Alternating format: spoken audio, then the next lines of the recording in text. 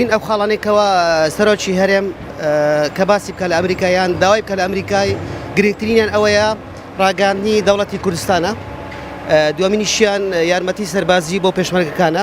من پێم باشە سەرۆکی هەرێم داکۆکی بکات زیاتر لە حقوقاتی هێزی پێشمەرگەوە بۆ بەدەستهێنانی چەکی زیاتر و چەکی قورستر بۆ هێزەکانی پێشمەرگە و دیسانەوە تاوتوێی باسی سربەخۆیی گەلی کوردستان بکات. داکۆکیکردن لە مافەکانی گەلی کورد بە خاڵێک تایبەت سربەخۆی گەلی کوردستان هەروە پشگیریکردنی تەواوەتی هێزەکانی پێشمەرگە لەم دۆخی تایبەتی ئێستادا.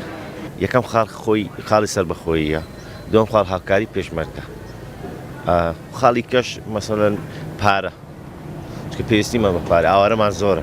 حەز دەکەم یعنی قەنەعەت بە ئەمریکای بکە کوردستان سربەخۆی خۆی ڕاوگەێنی. لای لامنەوەی گرنگ بیتن یەکلاکردەوەی حکوومەتی خۆمان سەربەخۆی کوردستان بێ و هیوادارم ئەمریکاش پاڵپشتی بکاتن. من پێ باشە دوو خەڵە باز بکات، یەک چەکی بوو پێشمەرگەی و دو دەوڵەتە کوردی. پێم باشە ئەوەی بۆ بکە ئەمریکا کە کورد سەربەخۆ بێ.